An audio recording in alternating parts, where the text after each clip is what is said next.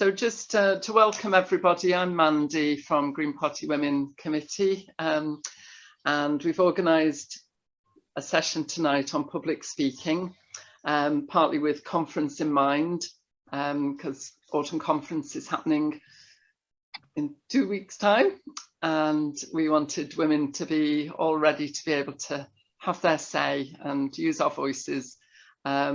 So tonight's session is going to be conducted mostly by Nicola Watson, who's Green Party Women Treasurer, and Sarah Bingham, who's a Green Party Women member who offered her services as an experienced public speaker.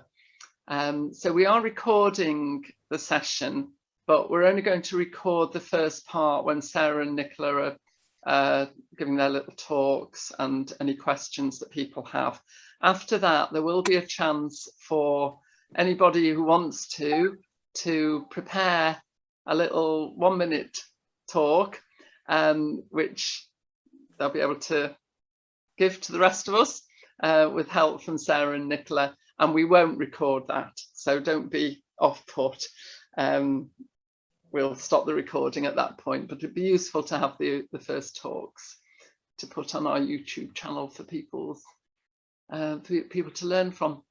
So welcome everybody, and I'm now going to hand over, I think, to Sarah first. Nicola?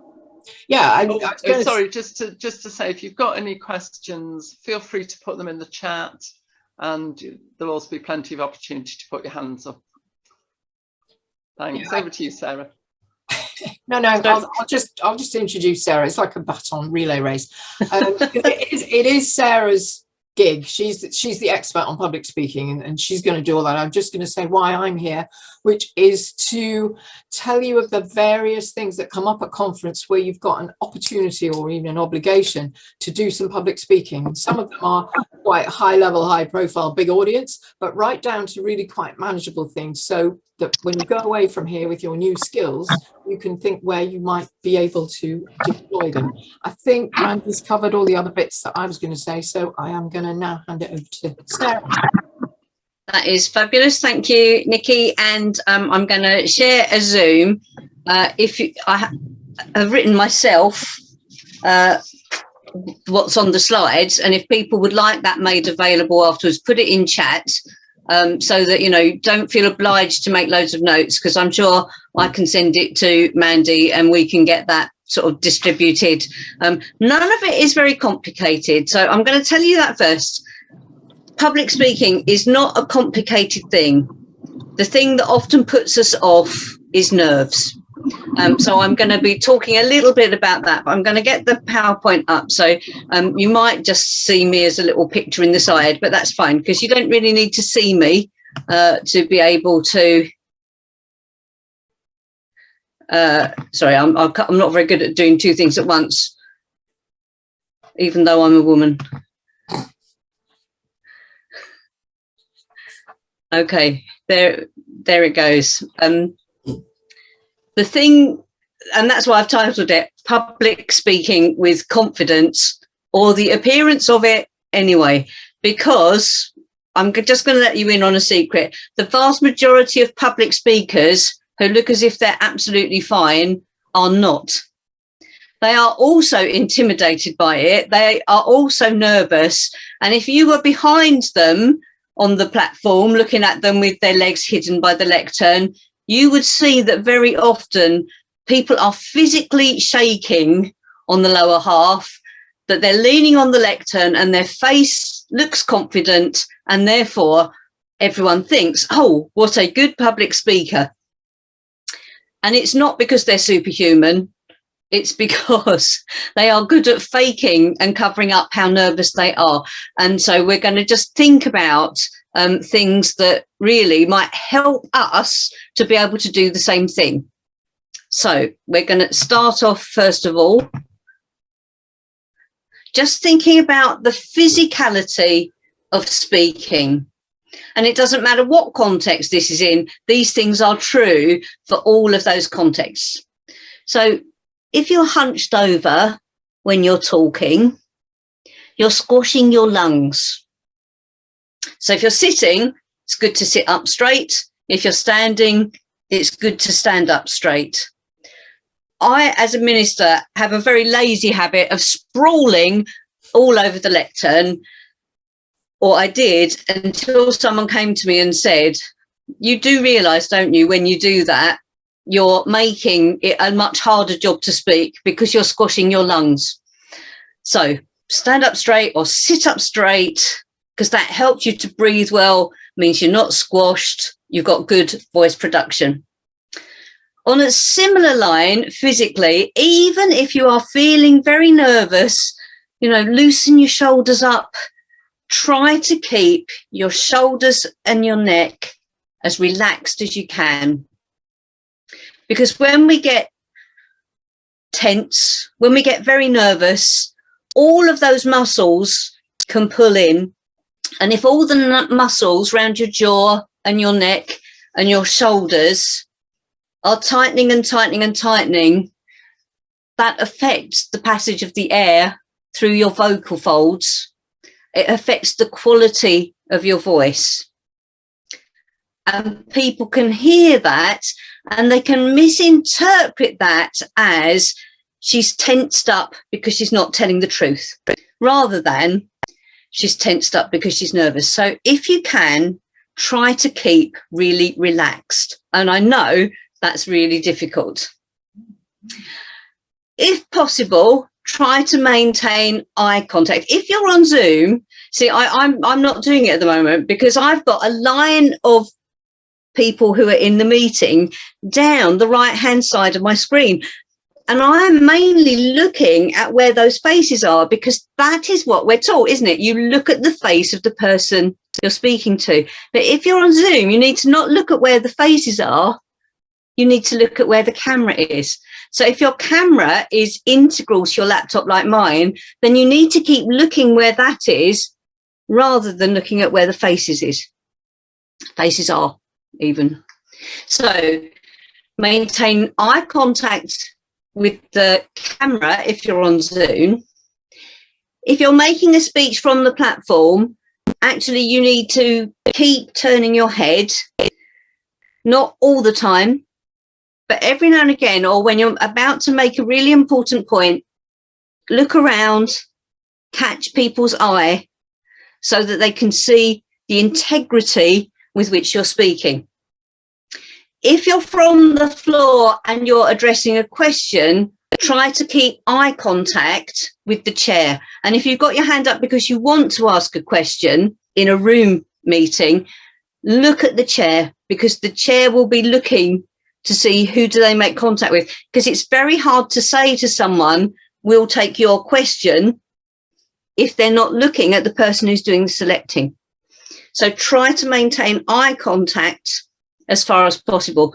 People trust you more if you're maintaining eye contact. And if you want to ask a question, the chair is more likely to be able to do that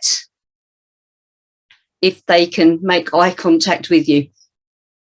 On the whole matter of nerves and how intimidating it might be to get up in a room, contributing on a Zoom meeting is a good first step, because it's much less intimidating if you're sitting in the comfort of your living room and you're not in a big room or even a small room sat around a table with lots of other people. So if you know you get nervous, actually a Zoom meeting is a really good way to just do that first thing. So come to a Green Party Women's event, you know, the book club or the Bird Watchers group, and just come and ask a question there, because it will help you break that ice of feeling nervous about speaking in public. Secondly, so we've talked about physical things, and they do tie in with the psychological things, because we're a psychosomatic being. Our mind and our body work together. So the first thing to realise is your opinion or your question is just as valid and just as important as someone else's.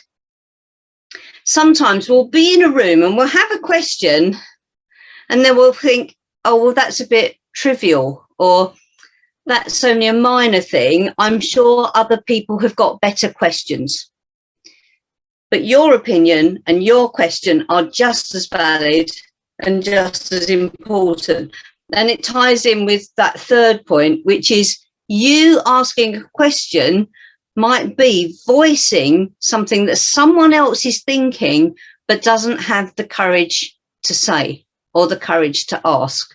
So you saying it, sometimes you're not just standing for yourself, you're standing for others as well. That's important because everyone's experience is different, but everyone's experience is relevant. We all have things to contribute to debates, and we all have questions where we need things clarified, and our experience should not be denied. And that ties in with the fourth point. No one has the right to demand your silence just because you disagree with them. Sometimes for us in the party, that's a hard one to get over. But actually, if every voice counts and every opinion is valid, then every voice deserves the right to be heard. Okay, so that's the psychology.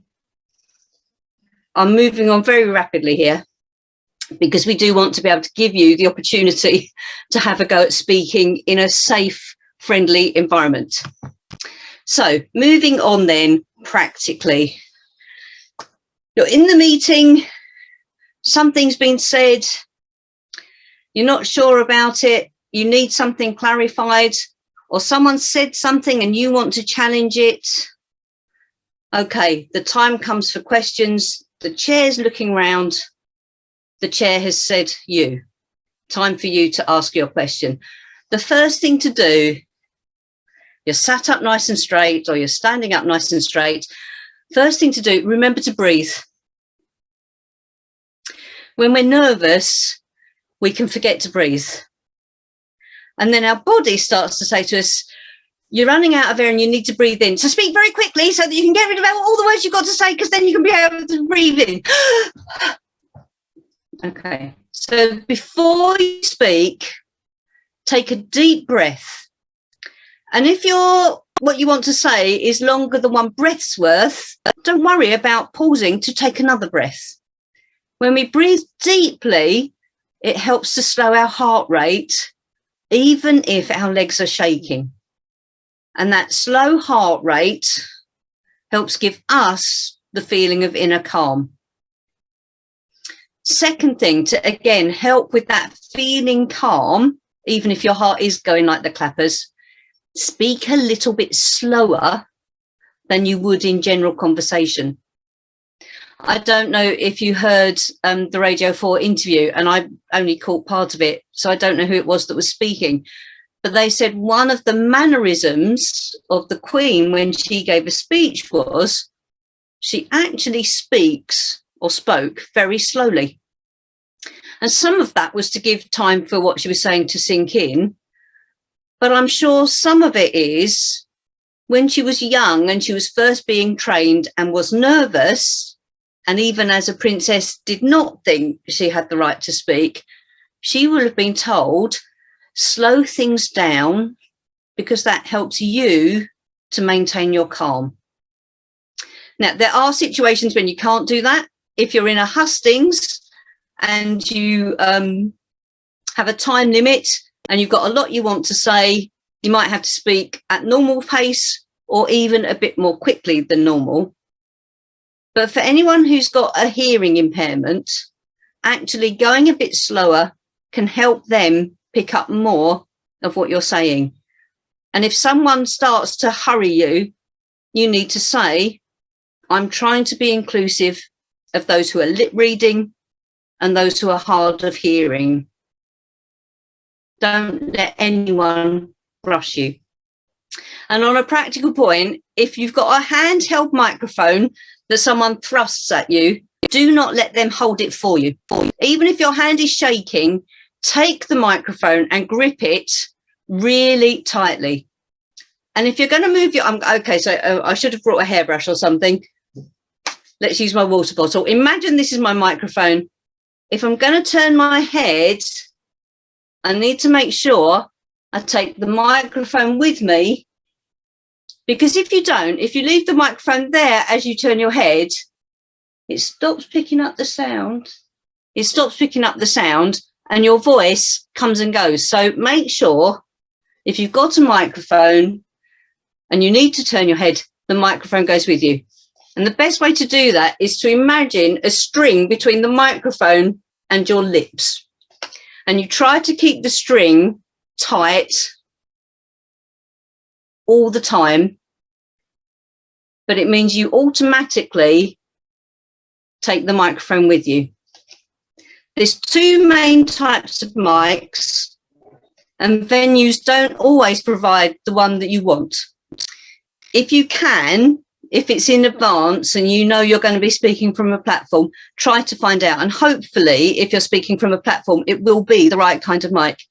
If you've got a mic that is designed for speaking, you need to keep the mic about 5 or 6 inches from your lips, because they're designed to pick up the sound as it comes away from your mouth. If you get a microphone that's designed for singers, and you've probably seen it, singers stand with the microphone right here because they use a different type of microphone and it's designed to pick up the sound at your lips. So that is a really technical thing.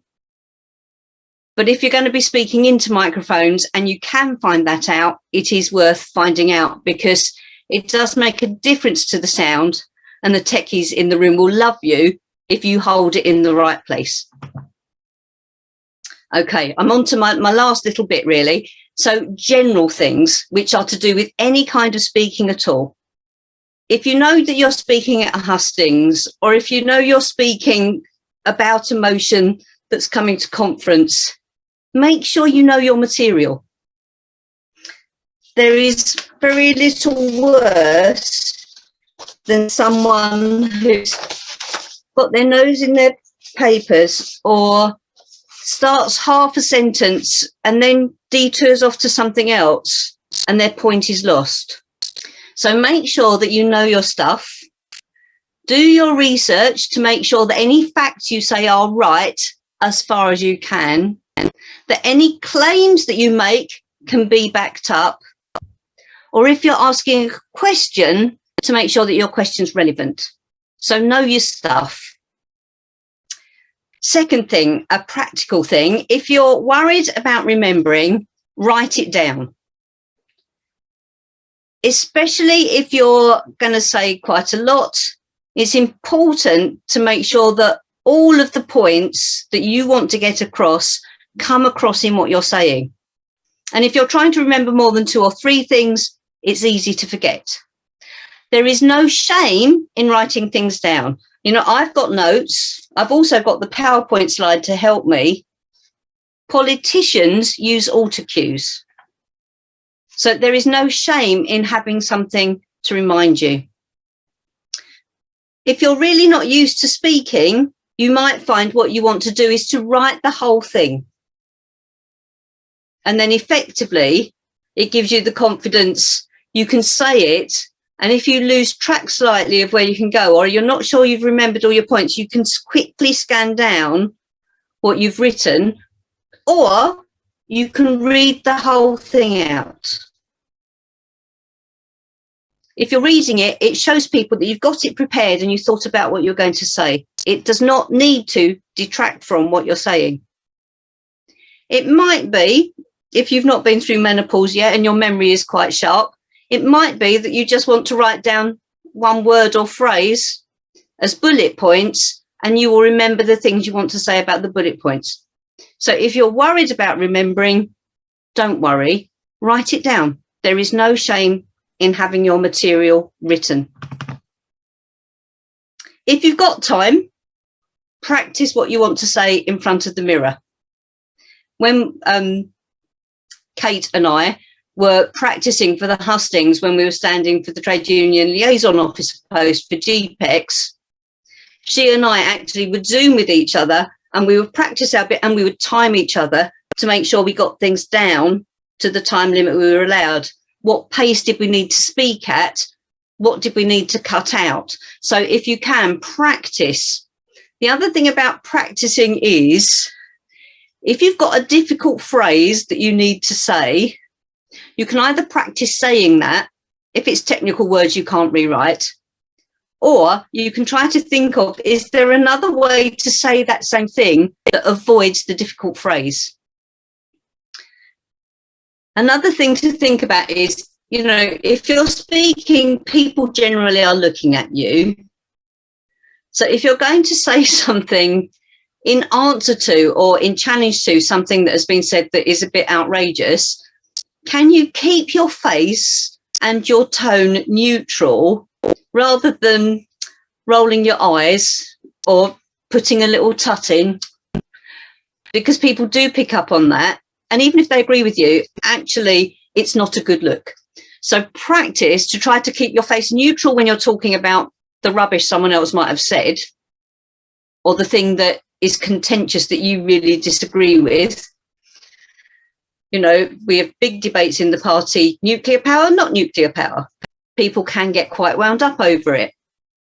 Can you remain calm, at least outwardly? Can you keep your face neutral while you're trying to challenge someone's position that you really do not agree with? At the same time, can you put some passion into the way you're phrasing things and the emphasis that you put onto words, so that when you're making your really positive, strong points, people can see you're really engaged in what you're saying, that you're speaking from your heart and not just from some intellectual position. Here is your final thing, really. It's a bonus point. Even if you're about to say something really serious, open whatever you say by saying thank you. Thank you for inviting me to speak. Thank you for letting me ask my question, because it immediately lowers any heat within a room for it to be acknowledged that it's a privilege to speak, even if we think it should be our right. And the second thing is smile. Sometimes you look at politicians and they're announcing something that potentially, you know, is going to have really positive impacts for people's lives, but from the way their face is, because it's a serious thing and they've been told they must stay serious, you would never know they were sharing good news if you were just looking at their face. Equally, if you are about to challenge someone, if you've said thank you and you've smiled, you've demonstrated that willingness to be polite, to try to engage, and you've tried to reduce any feeling there might be that there's enmity in what you're about to say. So perhaps, in fact, it's even more important to smile when you're in discussion with those you disagree with than when you're asking a question to clarify something that actually you think you're probably fully supportive of. Okay, so that is the end of the presentation. We've covered all kinds of stuff and we've covered it quite quickly. As I say, I've got printed notes which I can give to Mandy to send out. I did see that there were some hands up and I can see that there's more comments in chat now. Mandy, can you facilitate questions for us, please?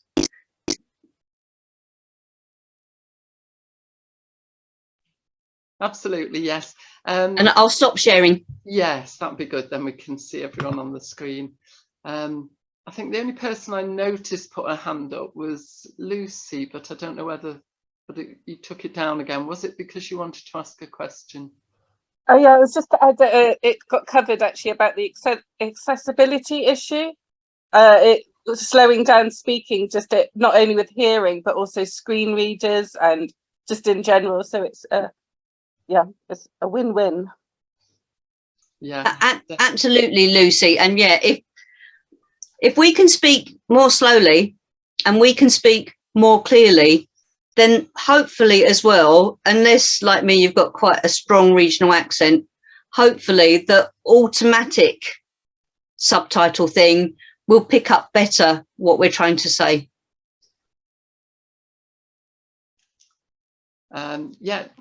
Jan. Hello, I just wanted to say thank you. That was it was magnificent, absolutely brilliant. So many things to think about, and it came over extremely well. And, you know, yes, it was perfect, I would say. Absolutely perfect. And you were right about one of the early points you make. I think it is the fear that quite often holds us back. And I just want to share this silly little thing with you earlier. I was on the phone, and I do wear hearing aids, and I thought somebody said facelift, and they actually said facelift, and they actually said safe list, which is totally different. But you know, in a speech, just as you were saying, Sarah, you know, you're rushing on to the next thing, so the slowness. But that was absolutely magnificent. Thank you so much.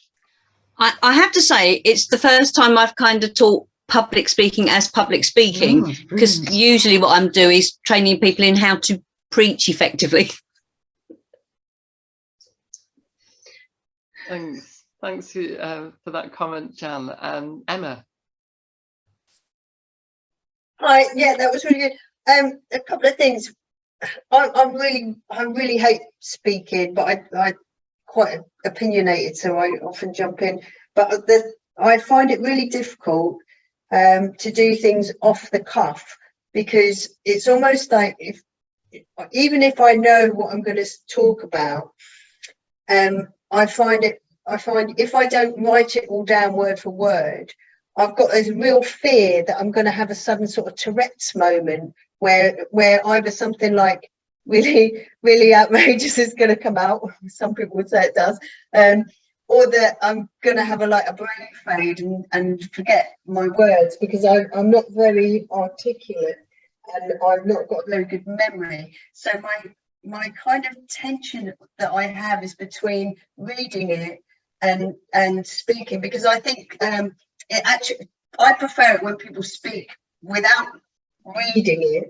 And especially on a Zoom thing, I'm always sort of trying to get that thing between looking at the paper and looking at the camera, and trying to kind of work it out, which one do I look at, how do I keep people engaged when I'm reading it, and still look at the camera, because I'll get lost, so I do have this real sort of fear of speaking that's unprepared, so I just wondered, because I think it does sound different when somebody reads it than actually just speaks off the cuff.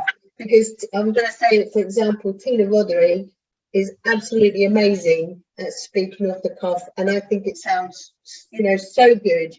That's what I want to be able to do, but I can't get over that fear and that tension.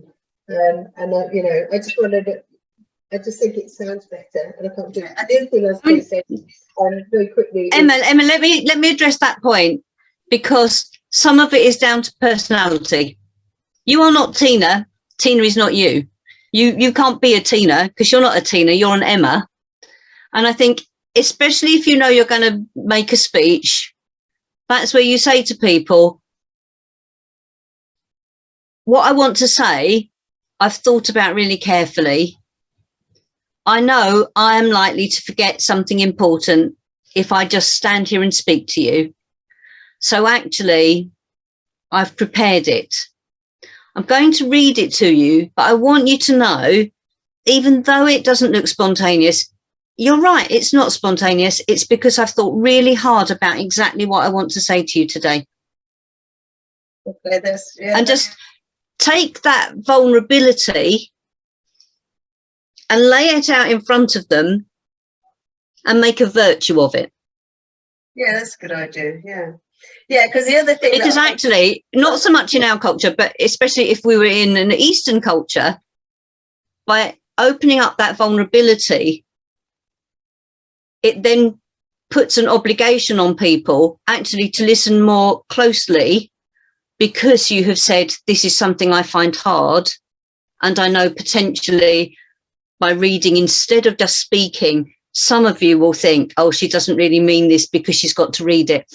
But by laying it open and saying, this is about my memory and the fact that I've thought really carefully about what's important to say today, it then puts an obligation on people to listen to that and not go, oh, she's only reading it. Someone scripted it for her. it does make you vulnerable. Yeah. But hopefully, even though we know there is division within the party, it would not be something that people would then go ahead and try to exploit. Because what's to exploit about it? I hate to say it, but find me a postmenopausal woman who's not got memory problems.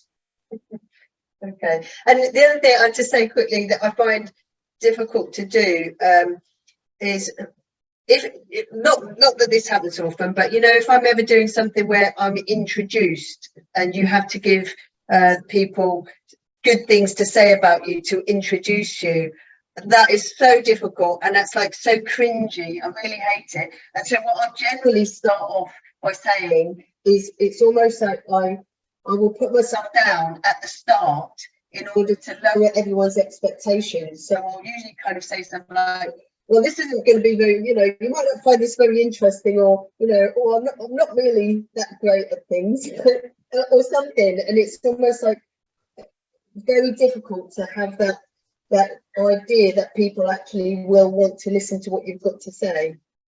Yeah, and that's where holding on to those psychological things about the fact that your experience is valid, that your questions are valid, that your opinion is valid, they are really important.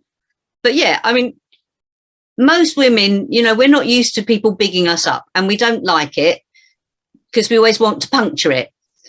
So I would say puncture it, but puncture it gently. Don't say, oh, I don't think you'll be interested in this, or something like that. Just say you know, pull a bit of a face and say, oh my word, I'm not sure I can live up to that. And make a bit of a joke about it, instead of saying, oh well, I'm not sure this is really that interesting. Make a joke about the fact they've bigged you up when you wouldn't have done that for yourself.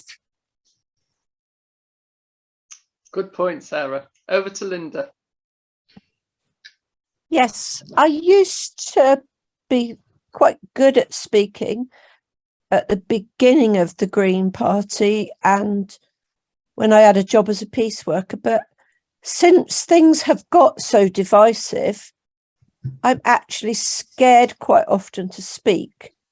That's one thing. And the other thing is, Emma said, when you've got to just put a point quickly because something's come up, those nerves quite often make you kind of not be able to say your point and not be able to judge how long because you're blooming terrified. Yeah, I mean, it is hard, and absolutely, when your heart's going and you're feeling sweaty and you've got that lump in your throat, it's hard to overcome that. So what I would say is, if you know you're going into a meeting where that might happen, try to go with a buddy. If someone says something in a speech, or, you know, even in raising a question that you think, I'm not sure about that, see if you can write it down. And then if you are still at that point where you're kind of like, this really needs saying, but I just can't manage it, ask your buddy to say it for you. But how do you fit it into the tiny amount of time we're quite often given? Well, I think if it's a question, then you've got to kind of cut right to the heart of what exactly is the issue.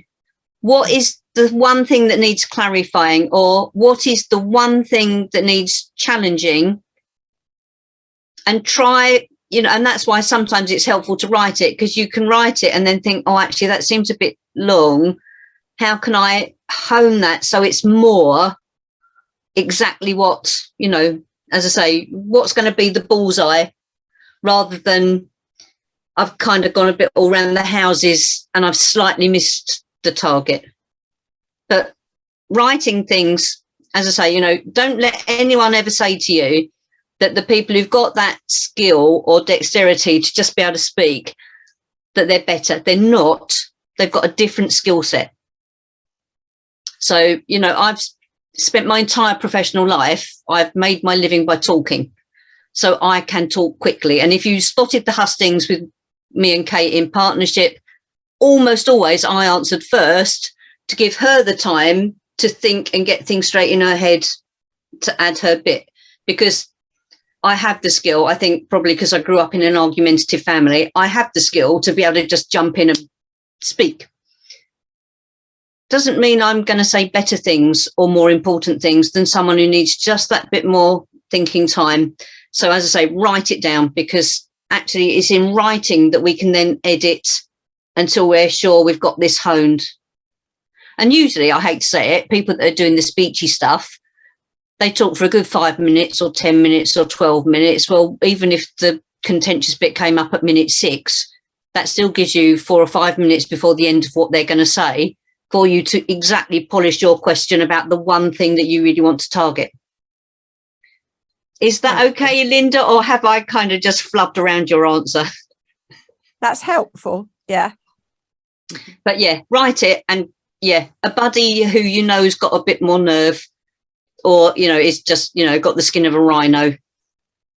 And if I were there in person, Linda, I would say I'd be your buddy at conference, but sadly I'm going to be a virtual attendee this year. Great, thanks. I'm aware of time, it's getting on a bit, so we've got Sue and Tina with the hands up. If you can keep your questions or comments fairly brief, and I'll keep my answer brief. And then Nicola's got her hand up, and I don't know whether that's to move on, because no, another question, and then we're moving on to Nicola, and then we want some time for people to have a go. So Sue. Yeah, no, it was to move on. It was to take my place in the queue. Great. Sue, are you? Right, I'm trying to be really quick. Yeah, I've needed to speak a few times for work, but I've never had any training. So Sarah, that was brilliant. That presentation was so helpful, and the way you've responded to people's comments, yeah, lovely. I just wanted to reiterate what Jan said about how speaking slowly is helpful for deaf people, but also people with auditory processing problems. I mean, I'm autistic, and like lots of autistic people, I do have language processing difficulties. And if people talk quickly, my ears and my brain, they don't keep up with each other. So that does really make us inclusive. And what Em was saying about how it's really hard to remember, but you don't want to read loads of notes. I mean, what I've found helpful if I've had to do something is write it all out in full, read it through, and then just put like 2 or 3 keywords for each paragraph, just on a little sort of blank postcard kind of thing. And then I've got those in front of me, and then practice doing the speech, looking at those keywords. And if I do that a couple of times, I kind of find that I remember enough, and I can glance at that, and you don't lose your place like you might in full notes. So it might be helpful. And that's it. Thank you. Yeah, that's fab. So I used to, in the days when I wrote my whole sermon out, I would write a keyword beside each paragraph to do exactly that same thing, so that if I slightly lost my thread, I could just look at my keyword and pick it back up again. Over to you, Tina. It was just to respond in 2 things, partly in what Emma said, and to reiterate what Sarah mentioned. And Sarah, this has been so good. I do public speaking, but and what Emma refers to is when I public speak about women or Greens or fracking or the environment or our kids' futures. But, if I have to go and read one of my poems, I can't do it. I fall apart. I can't open my mouth. I tremble. I fall to pieces, because you're 2 people. You're who you are when you speak as yourself, but who you are when you're carrying a really precious message. And I think that's where I found my feet with fracking, was that it was so important to tell people. And the only reason I got really good at doing it was because we did hundreds of public meetings where different types of people, you had to take the same information but say it differently, because this room only cared about one thing and this room cared about another, and you had to work out how to sort of gear in with them. And yeah, but it's not, I think it's one of those things, I think you work out where you and your own, I don't mean ego, because that sounds shitty, but I don't care what people think about me. I care that I get the information clearly shared. And that's a different emotional place. And it's a safer place for me to speak from. And just one last thing, the first time it went well was a chap had asked me a question just before I had to speak on a really important meeting in London. And I said, no, I've got to go on. So I went on, but I found myself answering his question as the first thing I said, which meant I wasn't drawing from what am I going to say and get it all out. And then I thought, oh, okay, then I'll do that every time. I'll just ask myself a question, and that's how I'll start. So that was just my input on that. It's not me, it's the other me. I think there can be a difference between our sort of public persona and that, poetry is written from the heart, and poetry exposes the internal you. And, you know, sometimes we just need to be careful who we share that with. So I completely understand what you're saying. But yeah, hopefully if we're on factual stuff, we're not exposing too much of our inner workings and whatever. Anyway, Nikki is an absolute star who has all kinds of roles in all kinds of groups within the Greens and has been in the Greens for an inordinately long time. So I, as this little newbie who's only been in the Greens for 2 years, I kind of want to sort of just, you know, a bit of reverence, because just Nikki's got so much experience. Yeah. And I'll hand over because she's going to tell us different scenarios in which we might speak in different ways.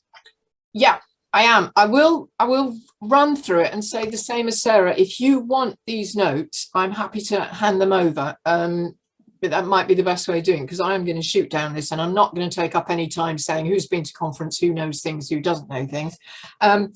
I think the gabbling, I've just talked fast, the gabbling is a really good point. They will ask you at conference, even if you've started, name and local party, please. And people go, oh, Nicola Watson, and you think, who, from where?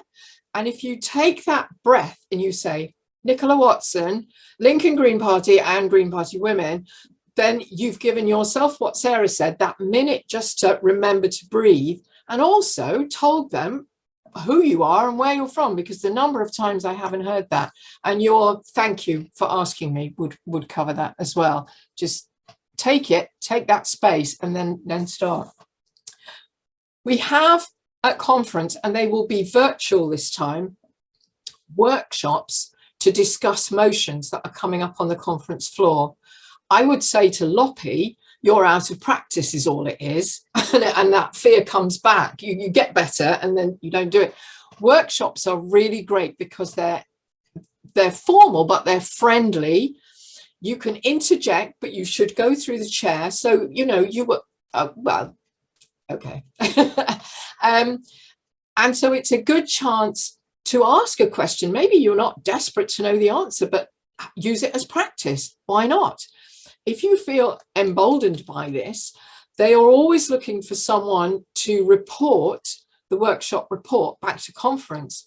And that's a great time to start standing on the platform, looking at all those faces, but you've got a very simple thing to report. It's a bit middle rank. It's a bit, you know, of a step up, but a workshop is a good place to start. There will be other things at conference like committee hustings. You might put yourself forward for a committee, in which case you'll have to give one of these little talks that you've practiced for time and be able to give answers. Also, they look for chairs for these things. So if you feel that you might be up to hosting it, asking people to speak and, you know, taking those questions, it's another good way of public speaking. So I'm looking at my time down here, it's running away. Yeah, the Green Party Women will have a meeting.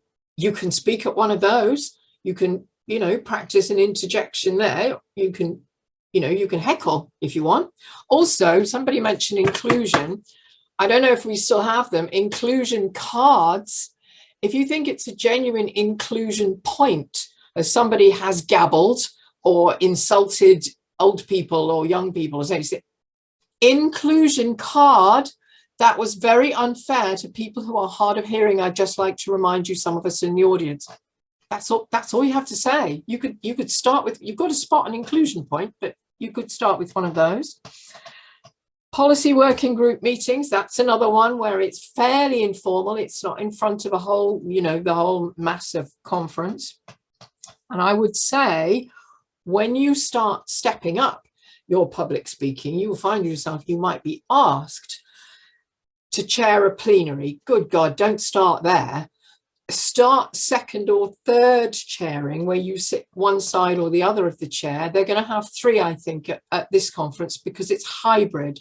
So they've got someone watching the screens and the online stuff, the chair in the middle, and the co-chair to their side. And the co-chair looks out for raised hands, just reminds them that, you know, there's a point of order waiting to be answered. You have to be fairly proficient at conference. I would say work your way up through the other meetings, but it's a good place to be. And you do get to read out the announcements quite often, like there's a room change, or a change of time, or a speaker hasn't turned up, so something's cancelled. So you get to say things to a big audience, but are not of great import. So it's, you know, you can practice. And one last thing, know when to stop. Sarah's been very big on where to start, but sometimes you get up there and you ask your question and that, oh, you started breathing, and that's gone quite well. So you asked a bit of another sentence on the end of it, and then you don't know when to stop. That's awful. So know when to start, know when to stop.